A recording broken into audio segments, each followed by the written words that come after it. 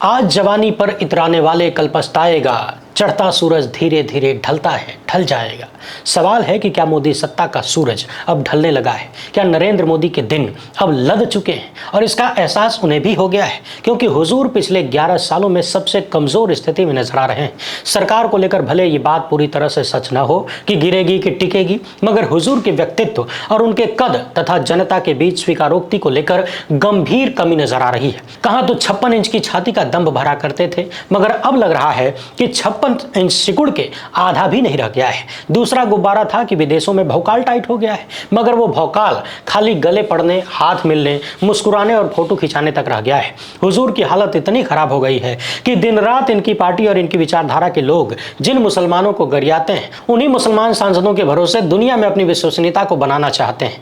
अब आप अंदाजा लगाइए कि जिसको पानी पी पी के गरियाया जाता था, उसी के सहारे अपनी छवि बचाना चाहते हैं, तो कमजोरी का आलम कितना होगा। जहां तक बात डरपोकाई की है, तो यूं समझ लीजिए कि हुजूर भारत के आम आदमी से भी हद से ज्यादा डरने लगे हैं, इतना जितना कि सामान्य से सामान्य व्यक्ति भी नहीं डरता होगा।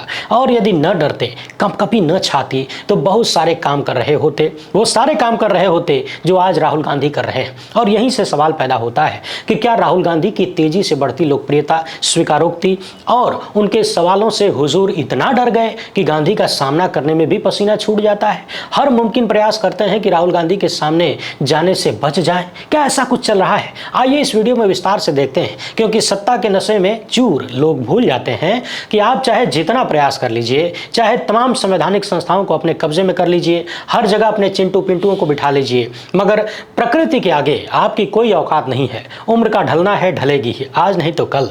और हुजूर भी 75 के हो ही रहे हैं। तो चलिए देखते हैं कि जिन्हें देश ने 56 इंची विश्वगुरु मानकर सत्ता को सौंपा था, वो आज किस हद के डरपोक हो चुके हैं, डर का लेवल कितना है और किस किस से डर रहे हैं। वीडियो को आखिर तक देखिएगा, डर का थर्मामीटर बिल्कुल आपके सामने होगा, डिग्री देख लीजिएगा। पहली बार है तो चैनल को सब्सक्राइब करके घंटी बजा दीजिए टन से। हर एक वीडियो को लाइक और शेयर करना जरूरी होता है। इसके अलावा आपको मालूम है कि हम किसी धन्ना सेठ या राजनीतिक दल के दम पर नहीं चलते, तभी उन मुद्दों पर खुल के बात हो पाती है जिन्हें छुपाने के लिए गोदी मीडिया को पैदा किया गया है। और गोदी मीडिया के साथ साथ ऐसी तमाम एजेंसियों को भी पैदा किया गया है जो सरेआम गुंडई करती हैं, वसूली करती हैं और सवाल करने वालों को टॉर्चर करने का काम करती हैं। हमारा काम पसंद आता हो तो इस QR कोड या फिर मोबाइल नंबर का प्रयोग करते हुए जो भी हो सके आर्थिक सहयोग भेजने का प्रयास जरूर करें। साथ ही डिस्क्रिप्शन बॉक्स में हमने व्हाट्सएप चैनल, टेलीग्राम और ट्विटर का लिंक दे रखा है। तीनों जगहों पर हमें जल्द से जल्द फॉलो कर लीजिए ताकि जुड़े रहें। और फेसबुक पर देखते हैं तो यूट्यूब पर आ जाइए। फेसबुक की बीमारी लाइलाज हो चुकी है, उसका कोई इलाज नजर नहीं आता। नरेंद्र मोदी को डर लगता है, उन्हें डर लगता है सवालों से, उन्हें डर लगता है अपने बदजुबान नेताओं से, उन्हें डर लगता है तथाकथित गौरक्षकों से यानी गौ गुंडों से, उन्हें डर लगता है हिंदुत्व के ठेकेदारों से। नहीं तो एनडीए के मुख्यमंत्रियों की बैठक में अपने नेताओं को मोदी नसीहत नहीं देते, बल्कि उनके खिलाफ एक्शन लेते। अपनी सरकारों से इस देश के नागरिकों को पीट पीट कर मार देने वाले गौगुंडों के खिलाफ एक्शन लेने को कहते। हाईवे किंग धाकड़ को पार्टी से निकालते, हरियाणा के नेता के खिलाफ कार्यवाही करते और कर्नल सोफिया कुरैशी को आतंकवादियों की बहन कहने वाले विजय शाह को एक पल के लिए भी बर्दाश्त नहीं करते। और नरेंद्र मोदी को आईना उनके सहयोगियों ने ही दिखा दिया जब चिराग पासवान ने कह दिया कि विजय शाह उनकी पार्टी में होते तो जिंदगी भर के लिए पार्टी से निकाल के बाहर कर देते। मगर मोदी को मुसलमानों की चिंता होती तब ना ऐसा करते। एनडीए के मुख्यमंत्रियों की मीटिंग में मोदी ने अपने नेताओं से कह दिया कि अनावश्यक बयानबाजी से बचें। तो क्या मोदी को नहीं पता कि मध्य प्रदेश के नेता क्या कर रहे हैं, उनका उप मुख्यमंत्री क्या कर रहा है? क्या उन्हें नहीं पता कि मध्य प्रदेश के नेता का एक्सप्रेसवे वाला वीडियो वायरल हो गया जहां मर्यादा और संस्कृति तार तार हो गई थी? क्या नरेंद्र मोदी बताएंगे कि यही भाजपा की संस्कृति है जिसको वो आगे बढ़ाने की बात करती है? मध्य प्रदेश के उप मुख्यमंत्री ने सेना का अपमान किया और हरियाणा का नेता पहलगाम में मारे गए लोगों की बीवियों और उनके बच्चों को कोस रहा है कि उनमें वीरांगना जैसा साहस नहीं था, यानी वो लड़ लेते, अगर उनके भीतर साहस होता तो मरते नहीं। आखिर इन्हीं के बदले के लिए तो मोदी ने ऑपरेशन सिंदूर को अंजाम दिया था। फिर पहलगाम के पीड़ितों और देश की सेना का भाजपाई कैसे अपमान कर सकते हैं? और ऐसा कर रहे हैं तो किसकी सह पर हो रहा है? क्या प्रधानमंत्री को सिर्फ अपनी इमेज की चिंता है, उन्हें इस देश के नागरिकों की चिंता नहीं? क्योंकि क्योंकि रामराज वाले उत्तर प्रदेश में गौ आतंकियों का नंगा नाच जारी है। यह डबल इंजन इस देश की 15% आबादी को बहुत भारी पड़ रहा है। यूपी और हरियाणा से जो खबरें आ रही हैं वो इस देश के भविष्य के लिए ठीक नहीं है, क्योंकि ऑपरेशन सिंदूर के दौरान कर्नल सोफिया कुरैशी को आगे करके हिंदू मुस्लिम एकता का संदेश दिया गया। विदेश सचिव ने कहा कि पाकिस्तान हमारे भाईचारे को तोड़ना चाहता है, मगर मोदी सत्ता को इस बात की परवाह नहीं है कि हर रोज इस देश में बेगुनाह नागरिक मारे जा रहे हैं। अलीगढ़ से लेकर पानीपत तक। और भगवा पार्टी का ट्विटर हैंडल इस देश के होम मिनिस्टर के हाथों में गोभी पकड़ा देता है, जो भागलपुर दंगे में सैकड़ों मुसलमानों के कत्ल गारत का प्रतीक है। यह बताता है कि किस तरह से भाजपाई मुसलमानों की हत्याओं को सेलिब्रेट करते हैं और बार बार उनकी हत्याओं को जायज ठहराते हैं। पत्रकार वसीम अकरम त्यागी ने लिखा कि बिहार के कोचाधामन प्रखंड के कैरी बीरपुर गांव के फिरदौस आलम हरियाणा के पानीपत के फ्लोरा में रहते थे। 24 मई की शाम करीब 8 बजे अपने दोस्त से मिलने जा रहे थे। सिर पर टोपी लगी थी। तभी रास्ते में सिसु लाला नाम के एक शख्स ने उनके सिर से टोपी उछाल दी। फिरदौस टोपी उठाने के लिए झुके तो उस दरिंदे ने डंडे से उनके सिर पर वार कर दिया। सिर पर हमला होते ही फिरदौस बेसुध होकर जमीन पर गिर पड़े। उन्हें रोहतक के एक अस्पताल में भर्ती कराया गया, जहां इलाज के दौरान उनकी मौत हो गई। फिरदौस की 7 महीने पहले ही शादी हुई थी, लेकिन सिसु लाला नाम के आतंकी ने घर उजाड़ दिया। मुसलमानों के खिलाफ होती इन हिंसक घटनाओं पर प्रधानमंत्री को गुस्सा नहीं आता, जबान तक नहीं खुलती, न ही इसे दर्ज किया जाता है, मगर नफरत में पागल लोग राह चलते मुसलमानों को मार डालते हैं। यह किसी आतंकी घटना से कम नहीं है। सवाल वही है कि फिरदौस का गुनाह क्या था? क्या मुसलमान होने के चलते सिसु लाला ने उनकी जान नहीं ली? मुसलमानों की यह हत्या कब रुकेगी? कब तक रुकेगी? कब तक इन हत्यारों को आतंकी का दर्जा मिलेगा? कब इन्हें आतंकियों की तरह ट्रीट किया जाएगा? क्योंकि हरियाणा से लेकर उत्तर प्रदेश तक चारों तरफ कानून व्यवस्था पूरी तरह से फेल नजर आती है, मगर यह कहने की ताकत शायद मोदी में नहीं है, या फिर योगी से डर लगता होगा। क्योंकि यूपी के अलीगढ़ में हिंदुत्व के ठेकेदारों ने गौमांस के शक में 4 मुस्लिमों को बेरहमी से पीटा, जिनकी पहचान अरबाज, अकील, कदीम और मुन्ना खान के तौर पर हुई है, और इनमें से 3 की हालत गंभीर है। घटना 24 मई की है। गौ आतंकियों के जुल्म और सितम का वीडियो सोशल मीडिया पर वायरल है। आरोप है कि भीड़ ने अरबाज, अकील, कदीम और मुन्ना खान के कपड़े उतरवाए, नंगा किया और फिर ईंट, डंडों और रॉड से पीटा। दवाड़ ने लिखा कि स्थानीय पुलिस ने उन्हें मरते मरते बचाया और अस्पताल में भर्ती कराया। अकील के पिता सलीम खान की ओर से दर्ज कराए गए एफआईआर में कहा गया है कि उनका बेटा अपने साथियों के साथ 24 मई को अल अम्मार फ्रोजन फ्रूट्स फैक्ट्री से मीट लेकर अलीगढ़ के अतरौली लौट रहा था। इसी दौरान सुबह के करीब 8:30 बजे साधु आश्रम के पास हरदुआगंज में उनकी पिकअप को रोका गया। हिंदुत्व के ठेकेदारों ने दावा किया कि उन्हें बीफ तस्करी की सूचना मिली थी। एफआईआर में विश्व हिंदू परिषद के नेता राजकुमार आर्य और बीजेपी नेता अर्जुन सिंह समेत 13 आरोपियों के नाम दर्ज हैं। सवाल है कि क्या इन्हें आतंकी बुलाया जाएगा, और नहीं तो क्यों? क्या यह आतंकवाद से कम है? सलीम खान ने अपनी शिकायत में कहा कि राजकुमार आर्य और अर्जुन सिंह ने अपने गुर्गों को चौथ वसूलने के लिए भेजा था, और ऐसा पहले भी हो चुका था। याद रखिए कि चौथ वो 25% का सालाना टैक्स था जो मुगलों के नियंत्रण वाले इलाकों में मराठा साम्राज्य से वसूला जाता था। पिकअप में सवार 4 आरोपियों को राजकुमार आर्य के लठैतों ने, गुंडों ने, आतंकियों ने पिकअप से बाहर खींच लिया, खरीदे गए मांस का बिल फाड़कर फेंक दिया और छोड़ने के बदले पैसे मांगने लगे। लेकिन अकील और उनके चचेरे भाई ने जब पैसे देने से इनकार किया तो उनकी पिकअप को आग के हवाले कर दिया गया। मोबाइल फोन और पैसे लूट लिए गए, मांस को सड़क पर फेंक दिया गया और चारों को पीटने के बाद मरणासन्न हालत में छोड़ दिया गया। वायरल वीडियो में दिखता है कि पुलिस जब घटनास्थल पर पहुंची तब भी आरोपी वहां मौजूद थे। यह बताता है कि गौगुंडों, गौ आतंकियों के हौसले कितने बुलंद हैं और इनका गठबंधन किसके साथ है, और वे गौमांस के नाम पर अपना रैकेट किस तरह से चला रहे हैं, पूरा सिस्टम लेकर चला रहे हैं। पुलिस ने कह दिया कि मांस को जांच के लिए भेजा जा रहा है और आरोपों की जांच हो रही है। इधर इंडियन एक्सप्रेस ने लिखा कि मामले में एफआईआर पर एफआईआर हो रही है। यूपी गोवध निवारण अधिनियम 1955 के तहत पहले विजय बजरंगी ने एफआईआर दर्ज कराई और पीड़ितों पर ही आरोप लगा दिया है। उसका दावा है कि अकील और उसके साथियों ने उसे कुचलने की कोशिश की और उनकी गाड़ी में 7 गायों के कटे सिर थे।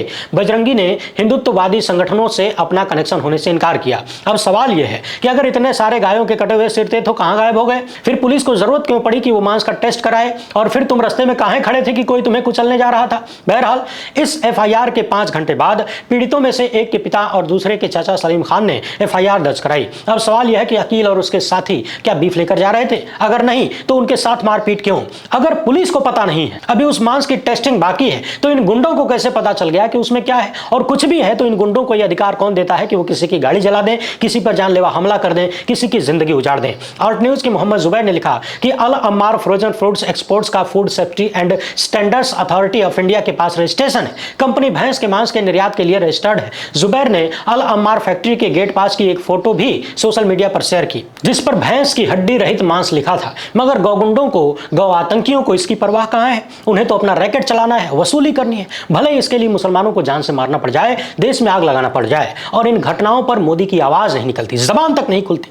मगर मुस्लिम सांसदों के बिना काम भी नहीं चलता है। जिन मुसलमानों की मॉब लिंचिंग पर मोदी चुप हैं, उन्हीं के नेता विदेश जाकर मोदी सत्ता का बचाव कर रहे हैं, क्योंकि महामानव अपने समय के सबसे बड़े संकट से जूझ रहे हैं। प्रोपेगेंडा का गुब्बारा फूल ही नहीं रहा है, चाहे जितना हवा भर दीजिए। 56 इंची छाती की इमेज चौपट हो चुकी है और राहुल गांधी मोदी के बराबर खड़े होने लगे। ऑपरेशन सिंदूर पर मोदी सत्ता का फेलियर यह रहा कि पूरी दुनिया भारत पाकिस्तान को एक साथ जोड़कर बोलने लगी है, यानी पाकिस्तान को भारत के बराबर में रखने लगा है। और इसी दौर में राहुल गांधी प्रधानमंत्री की जिम्मेदारी निभाने लगे हैं। लेकिन मोदी चाहते हैं कि राहुल गांधी उनके बराबर खड़े न हो पाए, और मोदी सत्ता को समझ नहीं आ रहा कि इस द्वंद्व युद्ध से बाहर निकलें तो कैसे।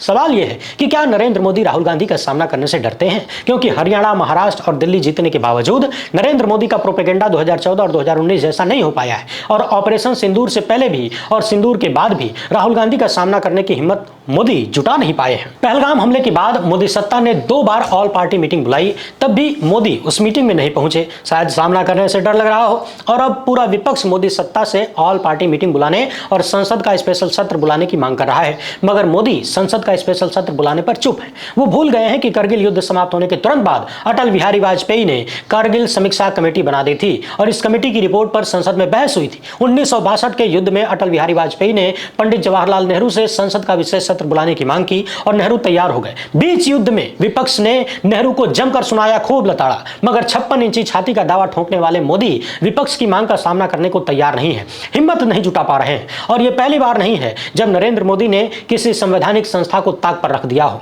मोदी जानते हैं कि विपक्ष का विशेष सत्र बुलाया तो विपक्ष के इतने सवाल होंगे कि उनका पूरा एजेंडा पटरी से उतर जाएगा। सवाल यह है कि नरेंद्र मोदी क्या राहुल गांधी से डर के ऑल पार्टी मीटिंग नहीं बुला रहे हैं और लगातार अपनी राजनीतिक जमीन खोते जा रहे हैं। राहुल गांधी जब पाकिस्तानी गोलीबारी में घायल लोगों से मिलने के लिए पहुंचे तो पुंछ में लोगों ने खुलकर मोदी के खिलाफ बोला, कहा कि नरेंद्र मोदी ने पुंछ के लोगों का नाम तक नहीं लिया। सोचिए, पीड़ित लोग इस तरीके से प्रधानमंत्री से सवाल कर रहे हैं, उनकी आलोचना कर रहे हैं, मगर फिर भी कोई असर नहीं होता। चमड़ी बहुत मोटी है। जबकि वहां के सरदार भाइयों ने, मुसलमानों ने, हिंदुओं ने, ईसाइयों ने पाकिस्तानी गोलीबारी का सामना किया, अपने लोगों को खोया, घर, मकान, जिंदगी सब कुछ बर्बाद हुआ, मगर शिकायत नहीं की। सवाल यह है कि नरेंद्र मोदी कभी मणिपुर तो कभी जम्मू कश्मीर से मुंह छिपा रहे हैं और राहुल गांधी हर जगह लोगों से मिलने जा रहे हैं, उनके दुख को बांट रहे हैं, लोगों से मिल रहे हैं और यह सिलसिला मणिपुर से लेकर पुंछ तक जारी है। तो क्या यह सवाल नहीं उठना चाहिए कि क्या हुजूर राहुल गांधी से डरने लगे हैं, वो भी जरूरत से ज्यादा? इस सवाल का जवाब कांग्रेसियों के प्रचार में भी छिपा है। दरअसल कांग्रेसी राहुल गांधी को शैडो प्राइम मिनिस्टर कहते हैं और शैडो प्राइम मिनिस्टर का मतलब है कि वो व्यक्ति जो प्रधानमंत्री के समकक्ष है, उनके बराबर है, उनकी बराबरी का है, लेकिन विपक्ष में बैठा है। सच्चाई भी यही है। बतौर नेता प्रतिपक्ष राहुल गांधी नरेंद्र मोदी के बराबर हैं, लेकिन नरेंद्र मोदी राहुल गांधी के साथ मंच साझा करना नहीं चाहते। फोकस इधर उधर चला जाएगा ना कैमरे का, इसलिए वो बार बार विपक्ष का सामना करने से बचते हैं। संसद की बहसों में नहीं आते, ऑल पार्टी मीटिंग नहीं बुलाते, बुलाते भी तो नहीं आते। संकेत साफ है कि मोदी राहुल गांधी को अपने बराबर की कुर्सी देना नहीं चाहते, जैसा अटल बिहारी वाजपेयी ने किया, जैसा मनमोहन सिंह ने किया, चाहे सुषमा स्वराज हो, चाहे लाल कृष्ण आडवाणी हो या फिर अरुण जेटली हो। 2014 से पहले की सरकारों ने नेता प्रतिपक्ष को बराबर का दर्जा दिया, प्रधानमंत्री ने उन्हें बुलाया और जब भी मौका मिला उनकी सलाह ली, मगर मोदी ऐसा नहीं करते। दूसरी ओर राहुल गांधी लगातार सवाल पूछ रहे हैं, वो नरेंद्र मोदी से सवाल पूछते हैं, वो विदेश मंत्री जयशंकर से सवाल पूछते हैं, लेकिन राहुल गांधी के सवालों का जवाब देने की भी हिम्मत किसी के भीतर नहीं है। और सत्ता अपने चिंटुओं को राहुल गांधी के पीछे छोड़ देती है, उनके खिलाफ FIR करवाती है, उनका मजाक उड़ाती है। ध्यान रखिए, ये सारे FIR इसीलिए किए जाते हैं ताकि राहुल गांधी को इधर उधर उलझाया जा सके और उनका फोकस मोदी से हट जाए। मगर राहुल है कि हिलने वाले नहीं हैं, उनके सवाल कहीं से भी कमजोर होते हुए नजर नहीं आते। ये सवाल देश के आन बान से जुड़े हैं। नरेंद्र मोदी जानते हैं कि जैसे ही राहुल गांधी उनके बराबर खड़े होंगे, गेम पलट जाएगा। कांग्रेसियों का शैडो प्राइम मिनिस्टर कैंपेन कामयाब हो जाएगा। सवाल यह है कि राहुल गांधी जब नेता प्रतिपक्ष हैं तो मोदी इस सच्चाई को कब तक खारिज कर पाएंगे? तो इसका जवाब यह है कि जब तक गोदी मीडिया इनके हाथों में है, नैरेटिव कंट्रोल करने की ताकत है, एजेंसियां हैं, तब तक मोदी अपने कामयाब होते रहेंगे। इसलिए चाहे मुसलमानों की मॉब लिंचिंग हो या सड़कों पर उन्हें पीट पीट कर मार देने की घटनाएं, मोदी हर बार बच निकलते हैं। नीति आयोग की मीटिंग बता रही है कि मोदी को अब विपक्ष मुक्त भारत नहीं चाहिए, बल्कि राहुल गांधी मुक्त विपक्ष चाहिए, क्योंकि मोदी विपक्ष के तमाम मुख्यमंत्रियों से मिल रहे हैं, उनसे बतिया रहे हैं, चाय शेयर कर रहे हैं और ऐसा करने में उन्हें कोई परेशानी नहीं है। मगर जैसे ही राहुल गांधी का सवाल आता है, मोदी बेहोशी की तरफ जाने लगते हैं। विपक्षी नेताओं के साथ मोदी की तस्वीरें इमेज चमकाने का इवेंट भर है, मगर राहुल गांधी के साथ फोटो खिंचवाने की हिम्मत भी शायद नहीं हो पाती है। क्या हुजूर स्टालिन और नायडू की तरह राहुल के साथ भी चाय पीते हुए ठहाका लगा सकते हैं। सवाल यह भी है कि मुसलमानों की तरह भाजपा राहुल गांधी से भी उतनी ही नफरत करती है क्या? क्योंकि राहुल गांधी जब पुंछ का दर्द बांट रहे थे, मोदी नीति आयोग की बैठक कर रहे थे। एक बात और ध्यान रखिएगा, राहुल गांधी जब भी ऐसा कुछ करने जाते हैं तो हुजूर मजबूरन कुछ न कुछ ऐसा करते हैं जिससे गोदी मीडिया को दूसरा कंटेंट मिले और राहुल गांधी पर फोकस लोगों का कम हो जाए। वैसे ध्यान देने वाली बात यह है कि नरेंद्र मोदी 2047 के भारत की बात कर रहे थे, मगर उन्हें 2025 का भारत नहीं चाहिए। वे 22 साल बाद के भारत में जी रहे हैं जो कि कोल कल्पित है। और मोदी सत्ता को राहुल गांधी से परेशानी इसलिए है क्योंकि नेता प्रतिपक्ष ने 2025 के भारत की सच्चाई सामने रख दी है। अंतर साफ है, राहुल गांधी को 2025 के भारत की परवाह है, वर्तमान की परवाह है, और नरेंद्र मोदी 2047 का सपना दिखाकर सत्ता में बैठे रहना चाहते हैं। उन्हें अकील और फिरदौस की मौत से कोई लेना देना नहीं। शायद हुजूर भूल गए कि 2047 का भारत कैसा होगा ये आज की तैयारी पर निर्भर करता है। वर्तमान ही कल का भविष्य निर्मित करता है। और अभी का हाल ऐसा है कि नरेंद्र मोदी मणिपुर जाने की हिम्मत नहीं कर पाते हैं, जम्मू कश्मीर जाने की हिम्मत नहीं कर पाते, मगर बिहार, केरल, तमिलनाडु, आंध्र प्रदेश, महाराष्ट्र, राजस्थान घूम के आ गए। जबकि राहुल गांधी ने पहलगाम हमले के तुरंत बाद अपनी विदेश यात्रा छोड़ दी, लौटे तो तुरंत श्रीनगर गए और उसके बाद कानपुर और करनाल जाकर पहलगाम हमले के पीड़ितों से मिले। याद रखिएगा कि गलवान में क्या हुआ था। चीन हमारी सीमा में घुस आया, हमारे 20 जवानों को मार दिया, लेकिन मोदी के मुंह से चीन का च तक नहीं निकला। चीन के बाद पाकिस्तान के मुद्दे पर भी हुजूर के राष्ट्रवाद का ढोल फट चुका है। और अब बारी है देश की जनता की कि वो मोदी सत्ता से सवाल करे, क्योंकि सवाल यदि मर गए तो लोकतंत्र और बुरी तरह से मर जाएगा।